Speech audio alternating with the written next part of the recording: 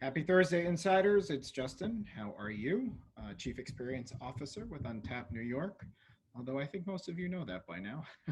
I'm happy to be here with you at noon in New York on a Thursday for a really great talk with Adrian Brune, who will be speaking about the history of tennis in New York.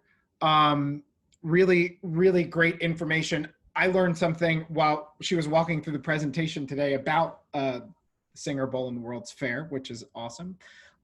So you guys are in for a real treat. First of all, in the chat so far, I have put just about every way you can connect with Adrian. I will be putting that back on the chat towards the end.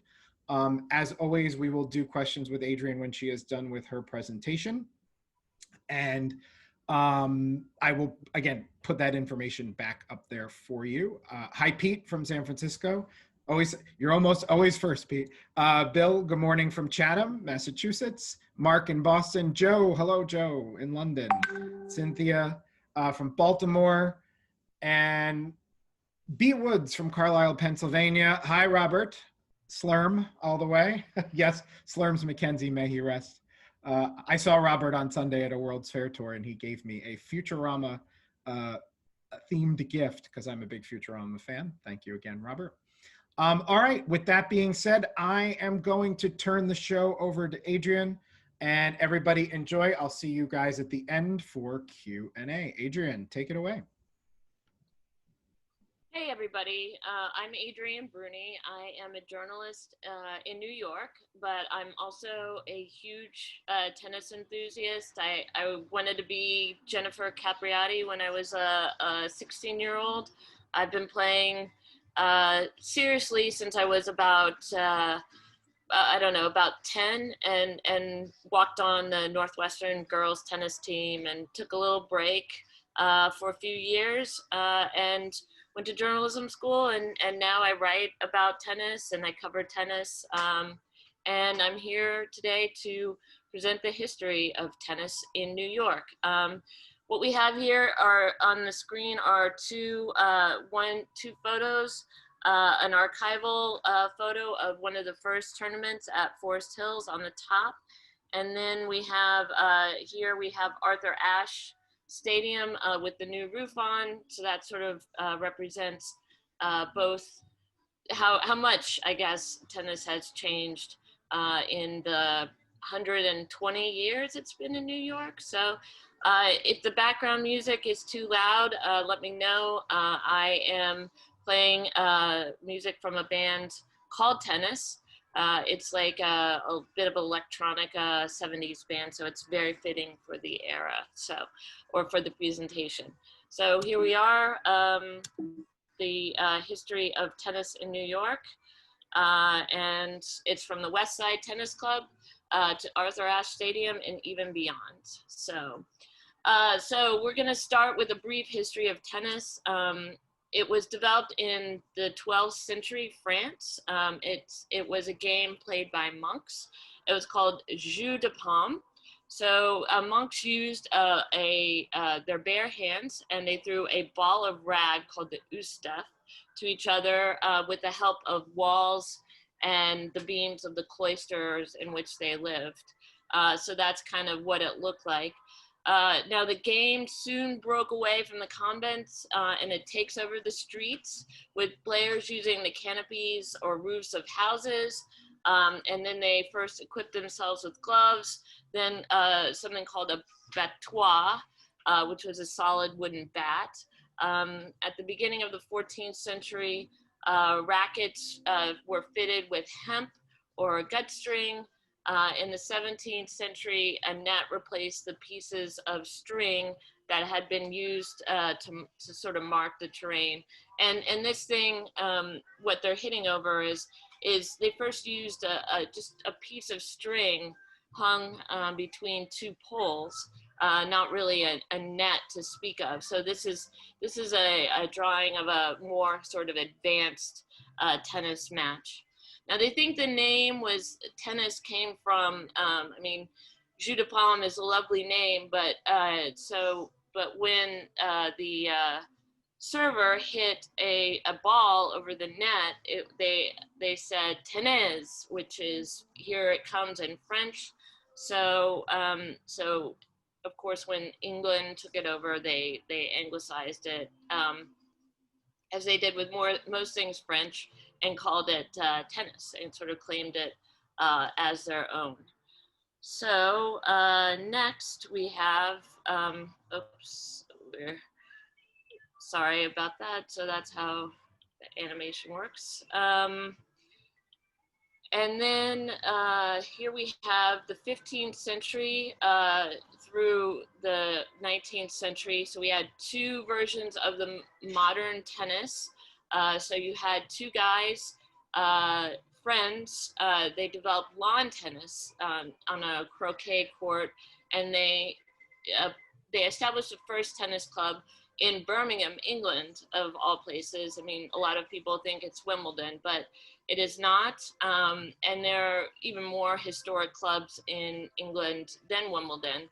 Wimbledon just happens to have been the biggest at the time.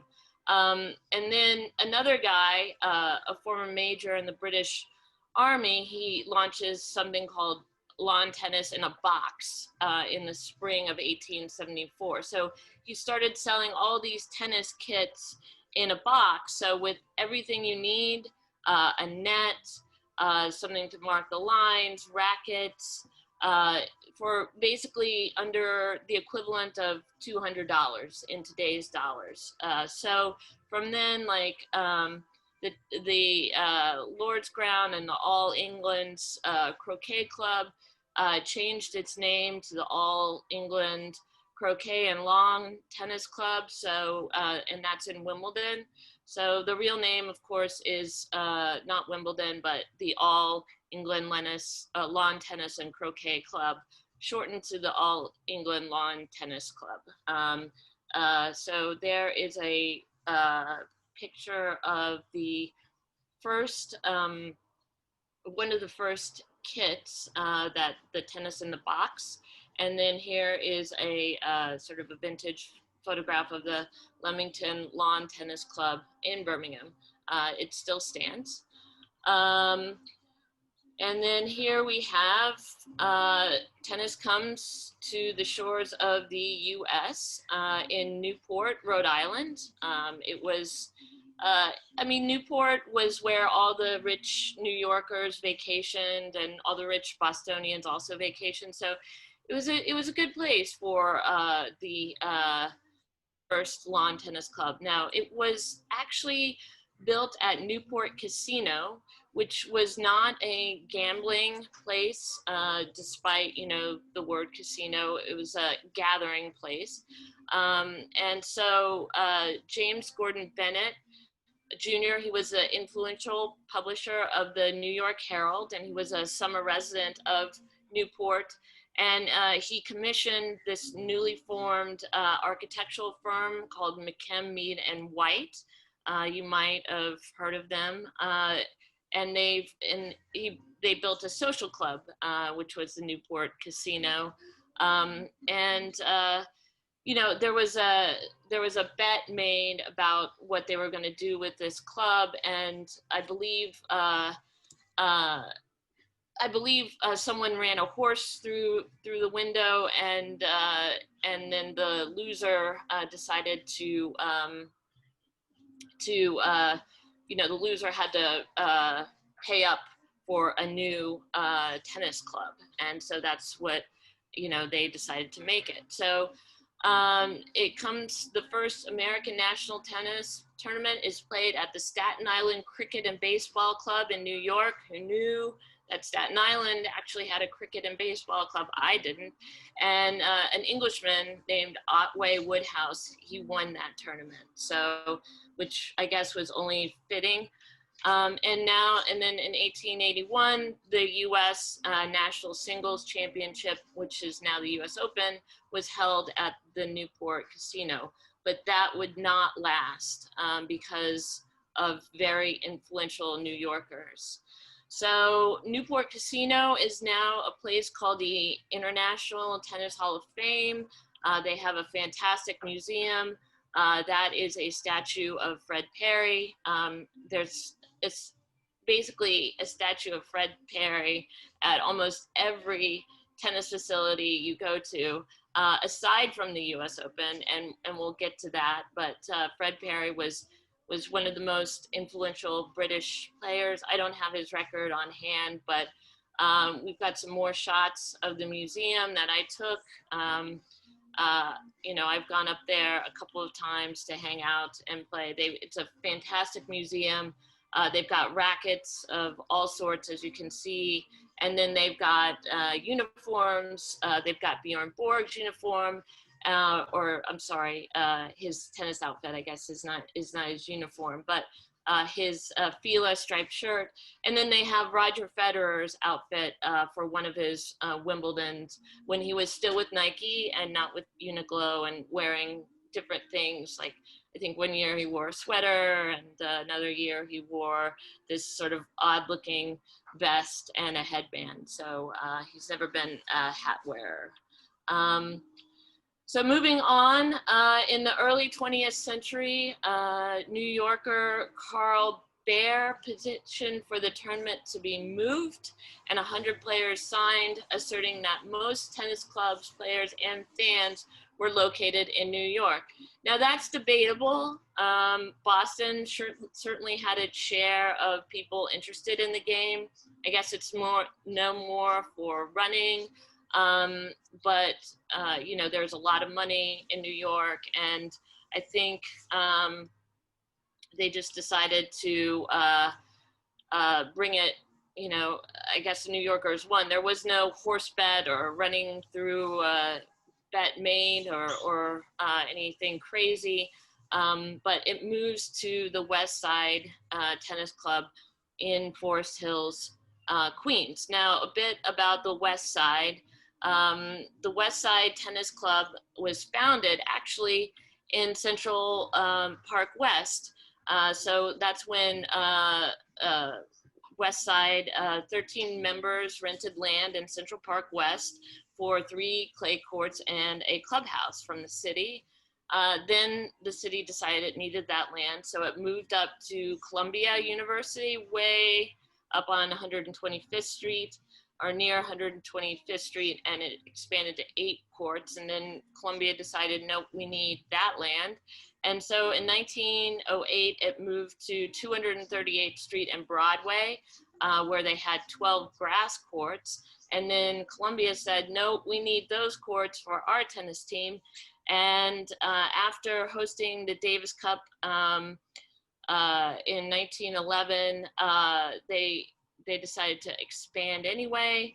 So in 1912, they added a permanent site in Forest Hills, Queens, and built a Tudor-style clubhouse.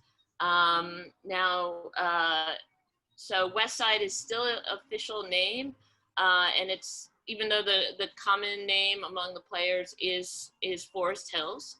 And then, you know, once the U.S. Open arrived in 1915, a 14,000 seat horseshoe-shaped stadium was built, and it still stands today, along with 37 other courts. Now, West Side took a brief hiatus from 1921 to 1923 when the game was played, or the U.S. Open was played, at the Germantown Cricket Club in Philadelphia. Don't really know why that happened. I would imagine some sort of modifications need to be made to the club. But yeah, the West Side had many firsts. As you see here, we have Althea Gibson that held the first integrated U.S. Open in 1950. Then it held the first professional match to ring in the Open era. And then it held the first tournament with a transgender individual when 42-year-old Renee Richards, seen playing there, participated in the U.S. Open. And then the Forest Hill Stadium has had many concerts, including the Beatles.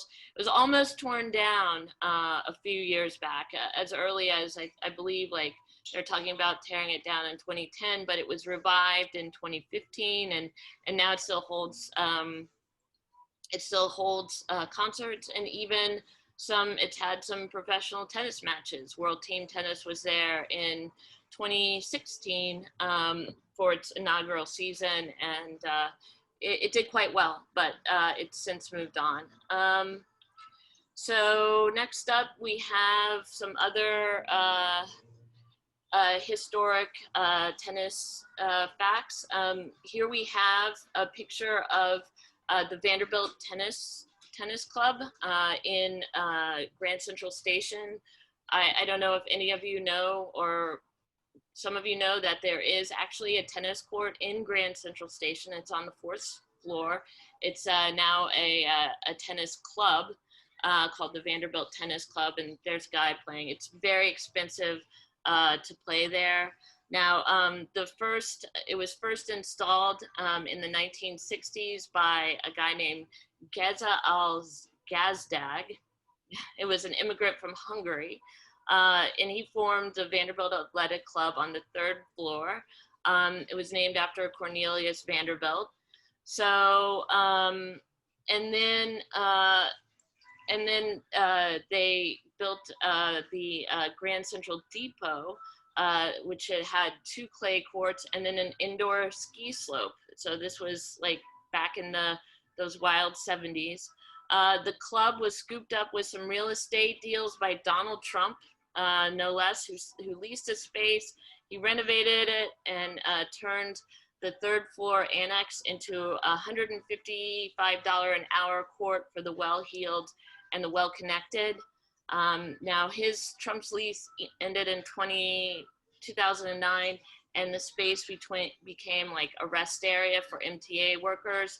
But the atrium the 3rd floor got a new ceiling, and the space became a reinvigorated Vanderbilt Tennis Club, which is owned by a consortium of tennis clubs in the city, of which there are 2 on the east side in the 50s and then in the 80s. So that's in the 50s address-wise, and then in the 80s.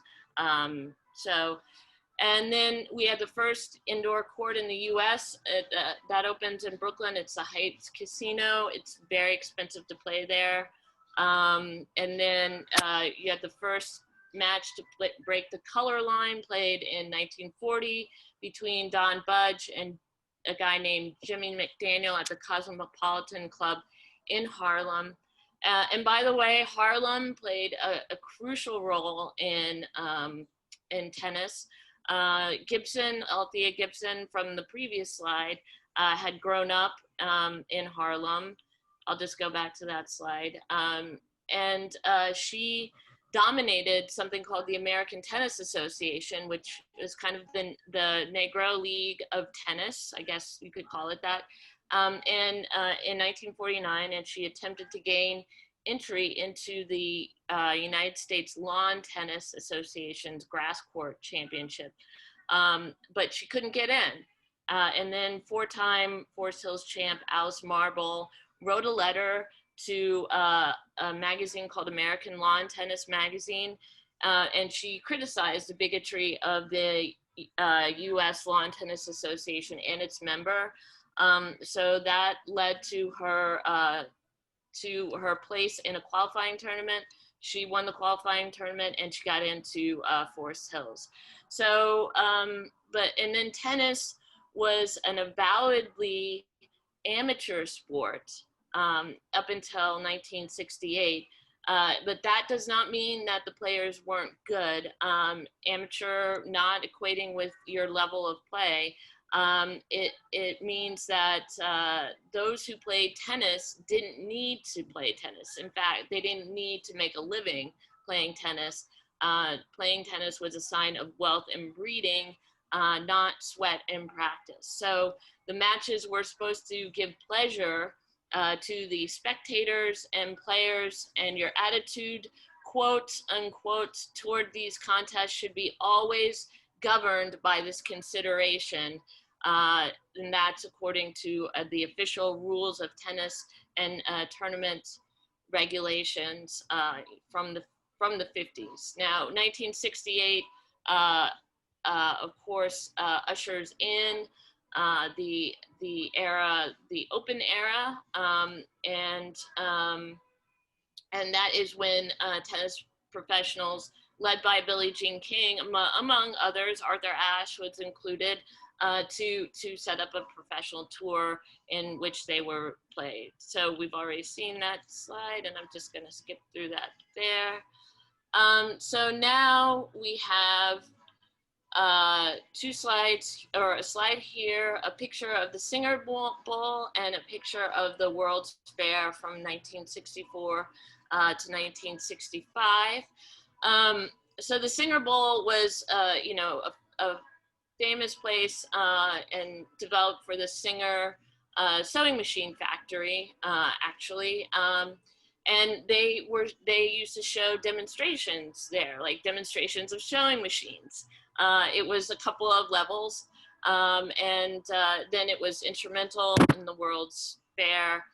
It was, you know, a big complex, much like probably the Orlando Convention Center is today. I don't know if you've ever been there, but so they decided, the World's Fair, or I'm sorry, the United States Lawn Tennis Association decided that they needed a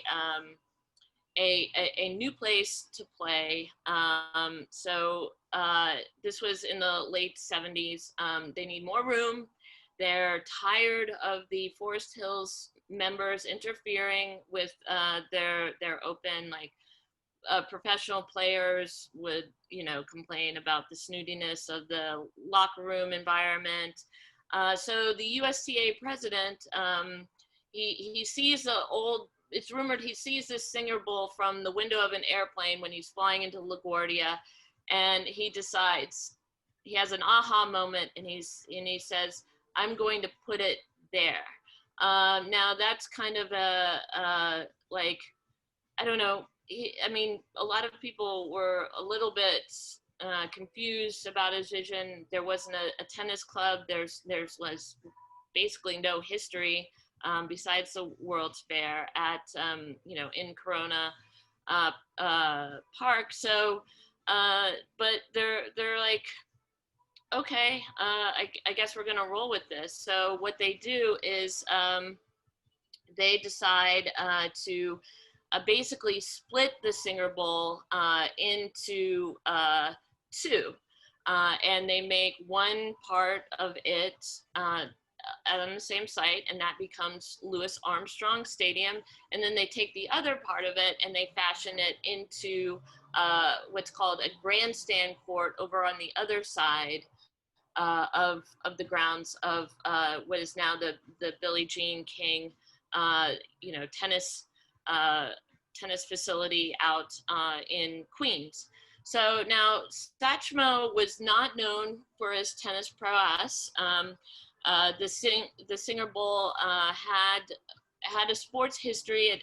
As you see, it had you know, hosted qualifiers for the '64 Tokyo Olympics, but it was also the site of the Newport Jazz Festival in the early 1970s. So, you know, New York and Newport had a little bit of back and forth going on with its venues, as you recall, the Newport Casino, but so because of the Newport Jazz Festival, the USTA named, or the city actually named, the arena for the recently deceased Armstrong. He died in the early 70s. He lived nearby in Corona, Queens. Now Armstrong was the event's premier court until 1997, when Arthur Ashe Stadium, which honors the first Black US Open champion, it made its debut. And so in 2018, Louis Armstrong became Louis II, and they installed a retractable roof and 15,000 seat capacity. So we've got a picture of these things here. This is the building of Arthur Ashe Stadium, which, as you know, began in the 1990s. Ashe was going to have, Ashe became the National Tennis Center and then the Billie Jean King National Tennis Center. So we have the Singer Bowl renovated, and then Arthur Ashe opened, and it becomes the main court with about 22,500 seats, which it basically becomes the world's largest tennis arena. Then for that opening, Whitney Houston sang I believe, the national anthem.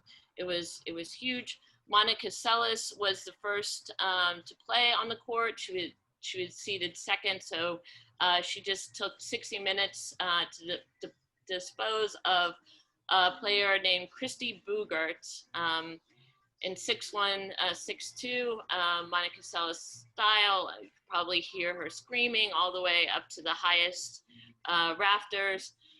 She had that famous grunt, if you remember. I have a picture of me squeezing a guy, in sort of comic format, and that's basically the view you get from the nosebleed rows. But and then Pete Sampras was the second to play on Ashe. He did not like playing on Ashe. I don't know of any other players who have vocalized dislike for playing on Ashe. I know that Rafael Nadal, whenever he's playing the U.S. Open, he kind of gets preference. I mean, it's sort of an unwritten rule that Nadal gets to play on Ashe for all of his matches, and almost always at night. Nadal has very few afternoon matches because, well, he sweats a lot. So let's just face that, and requires a lot of towels. So the 21st century gets rolled in here, and so the grounds are by this time about 20 courts, all hard courts. They've got 4 practice courts set aside outside the grounds, which are used when there's overflow of players. And so in the 21st century, 2 things of note: the USTA asked artist Eric Fischel. He's famous. He's done a lot of subway public arts. You can see his work in the the 34th Street Penn Station, beneath the A and C trains. He's done mosaics. He's a very famous painter. So they asked him to craft a sculpture worthy of Arthur Ashe for the front of Ashe Stadium. And so he creates this sculpture, Soul in Flight, which is basically like a naked man in the trophy serve position. So Fischel said that that sort of raised some eyebrows among, tennis elite. And he said he wanted the object to represent not only a racket, but a baton that is passed from generation to generation. He said that to have a specific racket would date the statue. And then there's a panel that explains the concept. And it says that Arthur Ashe embodies dignity, powerful determination, and uncommon grace. While not a likeness, the sculpture was inspired by those qualities. And Fischel himself was kind of amazed that the USTA went for it, as saying that they were courageous for doing so.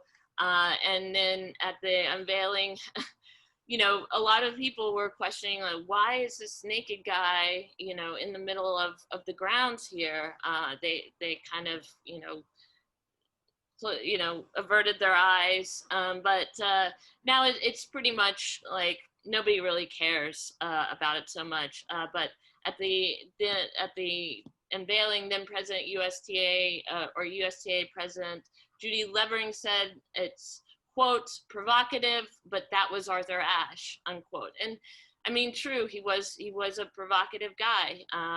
And then in 2019, they unveiled the statue of Althea Gibson outside Arthur Ashe Stadium. That is their tribute to Althea, who broke the tennis color line before Arthur Ashe did, but they were trained by the same coach down in North Carolina, to be exact. And both of them did play in the ATA, the American Tennis Association, before they broke through to play in just the regular open tournaments. But so this sculpture, Althea Gibson, is a little bit more subdued, just, sort of your standard bust, and it had much to do. They had Althea Gibson's doubles partner at the opening of it, or at its unveiling in 2019.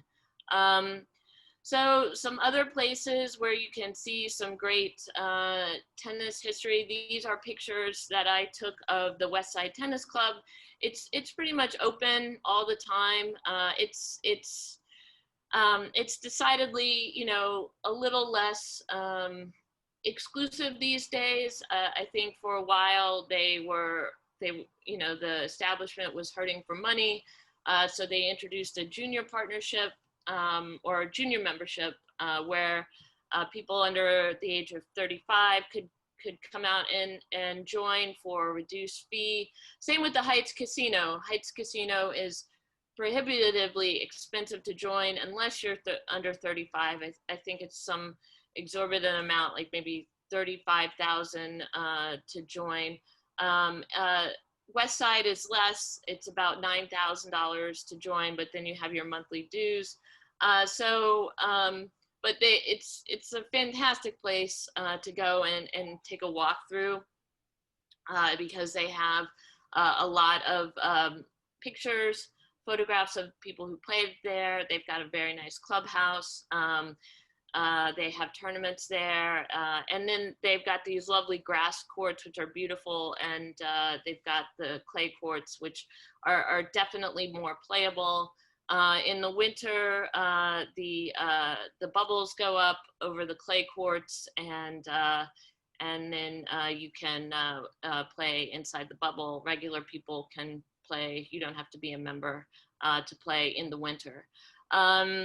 So in the summer, you have to know a member to play. So Billie Jean King Stadium also has pop-ups.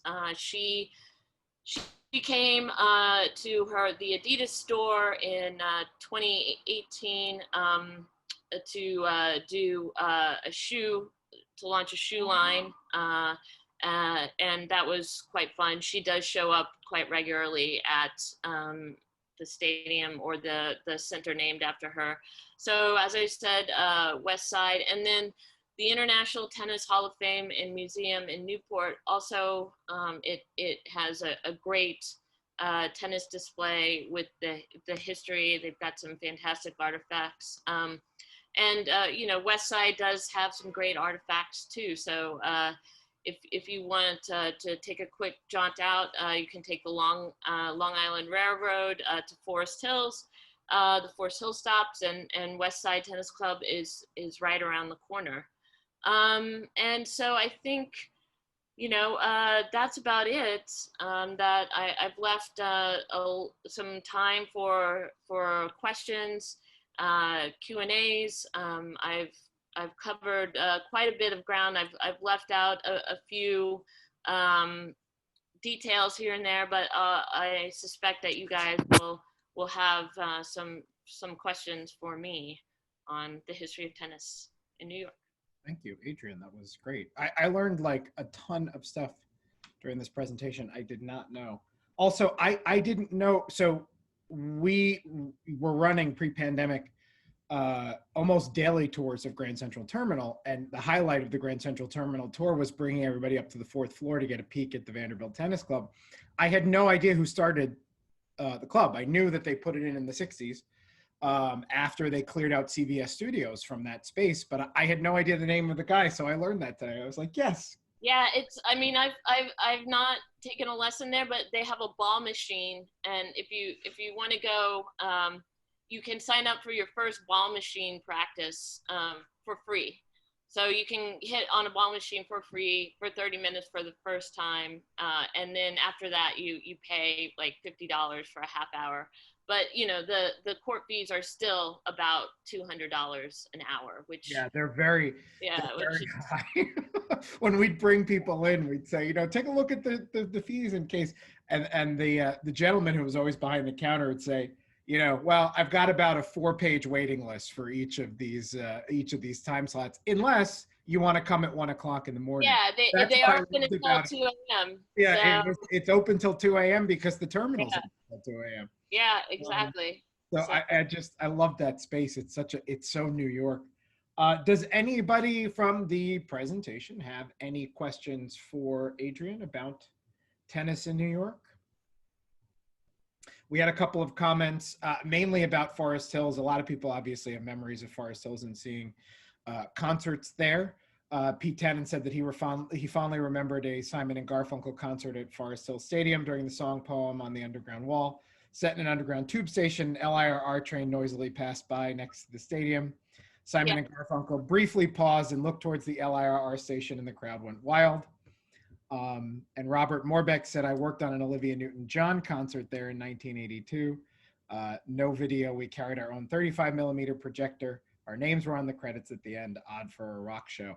I have never seen a show at Forest Hills, although a lot it, of good people I like play there. So it's a fantastic place to see a show, and it was about to become condos. Actually, it's probably my out of every concert venue outdoors I've been to in New York, I'd say like Forest Hills is by far top. Even indoor concerts, I've been to Barclays, I've been to Prospect Park. Like Forest Hills has the best vantage points around, so it was a real shame that they even thought of turning it into condos. I mean, yeah. it was rescued by I don't know the name of it, but it was rescued by a concert promoter, and they paid several $1 million, or 100 million probably to refurbish it. And it next show that opens, who knows when, but I highly recommend it. It's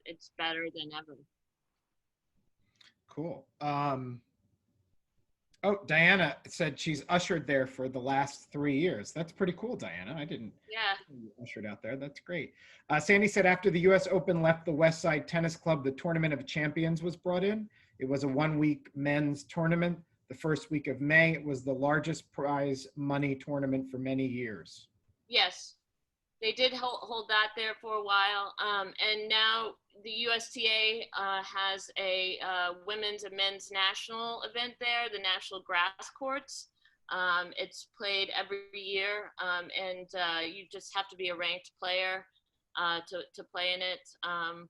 And I've played there for the last several years. They also have it at the Germantown Cricket Club in Philadelphia, which is nearby. Germantown is near a prominent American Tennis Association site called the Philadelphia Tennis Club. So kind of the black tennis clubs like grew up basically next door to the white tennis clubs, and they had that sort of segregated system for years and years. But a lot of very excellent players came out of the ATA that never quite made it. Even players who could beat Althea Gibson.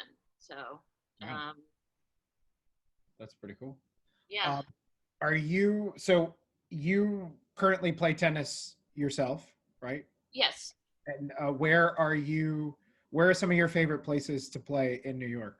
Well, that's a good question, and maybe for future presentations, I'll put more slides about the tennis courts and the tennis clubs. I focus mostly on the U.S. Open Right.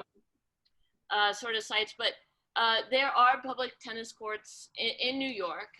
There are not a lot these days. I play mostly on a place called the Brian Watkins Tennis Center, on the East River Park.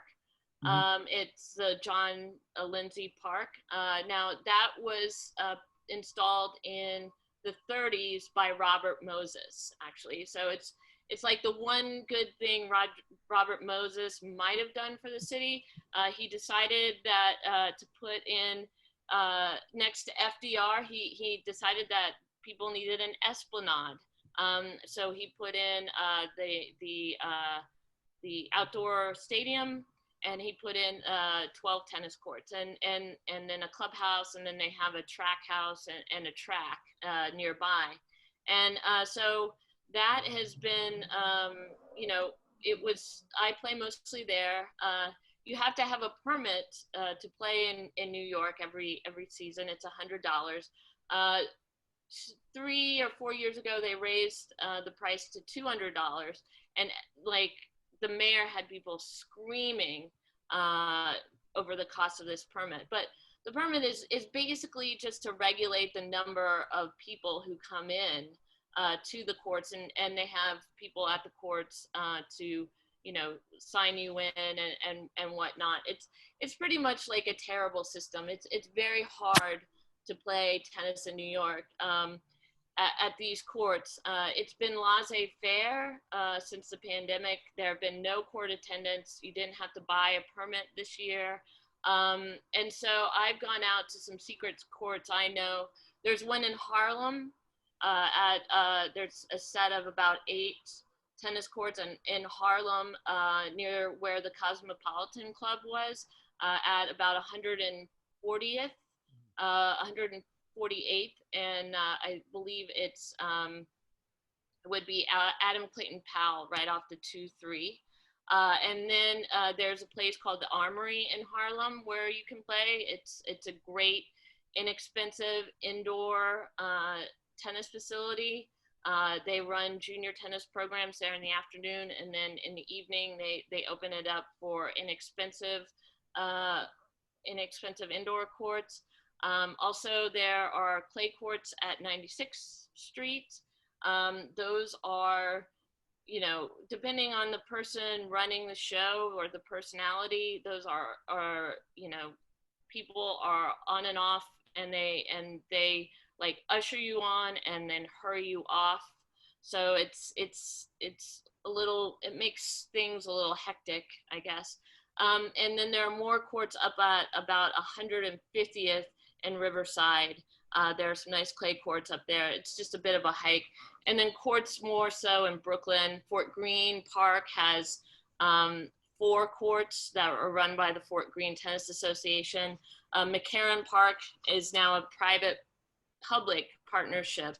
And they, in the summer, they have also about 8 courts in Williamsburg, between Williamsburg and Greenpoint.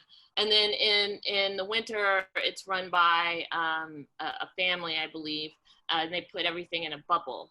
And then you have to pay for their indoor courts. But East Side is the best side because it's you can go there and get a game of pickup tennis going, and people play all year round. I mean, in January, if it's a nice day outside, you have people playing, on all 12 courts. So, but that is going to be wiped out I believe this year, because they are doing the floodplain plan which is a whole other, slideshow presentation.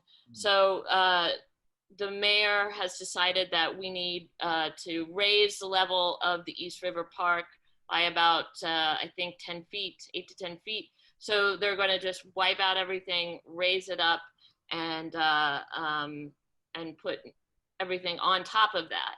Now, that's going to take about 5 years, and they're going to do it in phases. And the courts are supposed to be closed this year, but there's been a lot of public outcry, and the last step was to declare the tennis house that Robert Moses built, which houses 2 bathrooms and a little office, put it on the National Register of Historic Places. Wow. So that's their latest step to kind of get this whole plan redone.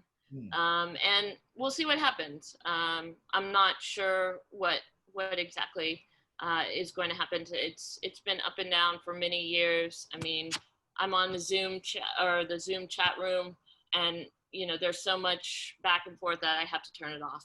Yeah. So it's as those things tend to be, especially when you start throwing landmarks in, then it gets it gets really messy. They've had several injunctions to stop the construction. I don't know what the city was thinking. They just refurbished the track last year, and now they're going to bulldoze it again, evidently. So who knows? Yeah. Sandy Landau says that Roosevelt Island, actually I know this, a good friend of mine plays there quite a bit, has a wonderful tennis club right next to the tram, and that the US Open courts are available to play on all year without a membership. Stadium courts are not included. Sandy also said the hardest part about playing tennis in New York City is finding a partner to play with. Also true, because my good friend who is an avid tennis player can never find anybody to play with. So. Well, I mean, everyone's very picky. They're very competitive here. USCA Eastern and is up there with California and Florida as the most competitive regions in the United States. Yeah. So, I mean, even though you have to, pay a fortune and like scramble for courts and players, I mean, it's still like, and people don't want to play necessarily. They want to play with someone better, or at least at their level. So it's so that sort of competitive New Yorkerness trickles down into the game of tennis. Even to leisure time activities. Robin said, my husband played for years at Roosevelt and would hit with a pro. He gave up finding a partner to play with.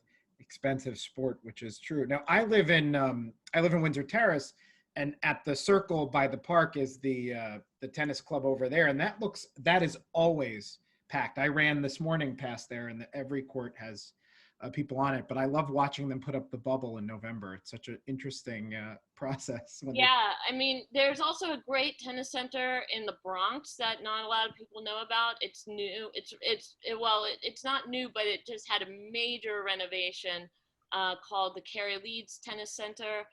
It's named after a pro who taught there for many years. They run junior programs. It's one of the main hubs of junior programs in New York.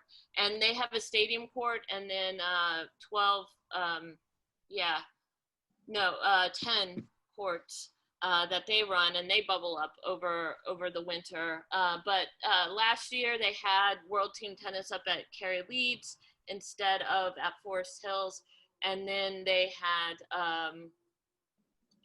had something called the Bronx Open, which was a women's tennis association event. It was a WTA sort of lead up hard court to the U.S. Open, and it was I mean, it was a success. They had a lot of top 25 players show up at the Bronx Open. Of course, it was canceled this year due to the COVID, as were a lot of the run-up events to the U.S. Open. So, Sandy said they have a challenger tournament in the summer. Winner gets a wild card into the Open. Yeah. And Robin said there is the Riverdale Tennis Club in the Bronx. Right. Yeah. So those are all good places to play. All good, yeah. And you realize there are a lot more places than you think. I'm not a tennis player, although I do enjoy watching tennis.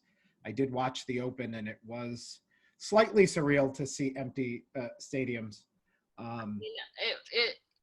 It hurt my soul. Yeah, you realize how much you miss. I've been every year since 6 years. Yeah, the best way to see the Open, in my opinion, is to get a day pass. You spend about $80, and you go the first or the second day, and you see everyone and all over, because they're, of course they reserve for the top 5 or top players, always Arthur Ashe or Louis Armstrong. But you can see, top 20 players on the outdoor arenas or outdoor courts. And I've seen like Ash Barty play. I mean, she's now number one. I saw her play 3 years ago on one of the outdoor courts, and it was just me and a couple other people. I've seen I've seen Alex Zverev, who was the finalist this year. Sasha Zverev, I saw him play on court 17, one of the outdoor courts last year. I mean, because he's, if you have an eye for the up and comers, then you can. It's so much fun just to walk around and not even bother going into Ash or even going into. Well, Louis Armstrong is a different. The old Louis was a better. For me, it was a better experience, I think, because the new Louis got the big screens and everything, that Arthur Ashe has. But I enjoyed the old Louis was much closer. It was much more like cinder court at Wimbledon. I hardly ever go into Arthur Ashe anymore. It's very corporate. Lots of boxes. So if someone's inviting you to go to a box, go to Arthur Ashe. If Right. you have money to blow, go to Arthur Ashe. But if you're going to just get one of the nosebleed seats where you pinch people with fingers, don't go to Arthur Ashe. If you want to see real tennis, good tennis. It's funny because doing tours at Flushing Meadow next door, especially this year, they on the USTA side of the park, which is Avenue of the Americas, I saw people lined up just listening. Like you were just like trying to listen to what was going on at the Open, and it's like, yeah, it was quite a surreal experience to have a sporting event going on with nobody being allowed into the event. How do you think that plays on the psychology of the player? I was wondering, like, how are these guys doing without having any? Do you think it's better for them, or do you think they feed off the energy of the audience? I mean, like Pete Sampras, he hated playing in Ash because of the noise, but I mean, Zverev, for example, lost some crucial points in the final this year, and that could have changed if he had the crowd behind him. Yeah. He's one of those players that feeds off the crowd. Dominic Thiem, not so much. I imagine that Nadal didn't come because, well, I mean, he's also, he's known to be very sort of OCD, so he's probably a little bit germophobic, but I mean, he likes to play also in front of crowds. So I imagine that, you hear when you don't have a crowd, I mean, it's very noisy in Ash anyway. So when the crowd is there, they have the referees and umpires have to tell everyone to quiet down, like many times. Yeah. But then if you don't have the crowds, you hear like the planes flying over. Right. I can hear the train screeching on TV. On TV, I heard, yeah, the 7 train constantly going by. So I mean, it's more that like sort of those errant noises that are going to like disturb the players rather than that, the white noise of people in a crowd. So I don't think Osaka cares so much about the crowds, but Azarenka, she's one of those players who also she likes a crowd. She likes to I think that also Serena might have rallied a little bit more had there been a crowd there. What the players have said they have enjoyed most is being able to walk through the USTA Center without their security. Yeah. Without like they can actually walk instead of like slither through or push their way through, and that's something that I guess the USTA is going to think about. And they also like the private boxes because all the corporate boxes were turned into player lounges. So I mean, the USTA is probably going to put more player lounges in, I think. So also, there's more of a camaraderie around the players when they're in a bubble. I mean, World Team Tennis was played in a bubble at a resort in West Virginia this year. I went and saw it. The players were hanging out. They weren't hanging out with their entourages so much. they were hanging out with each other. And, as long as you don't have COVID, like one of the players, Benoit Paire is his name, he got a bunch of French players, infected with COVID, and he was removed. So as long as you have COVID, then it's and you're tested and you're safe, then it's fun for the players to hang out with the other players. So yeah. Interesting. And Sandy basically in the chat backed up what you said, that the shy or more introverted players are thriving in the setup and the showmans are sort of withering. And she also agreed Nadal is too OCD, but he is playing in Rome this week. yes.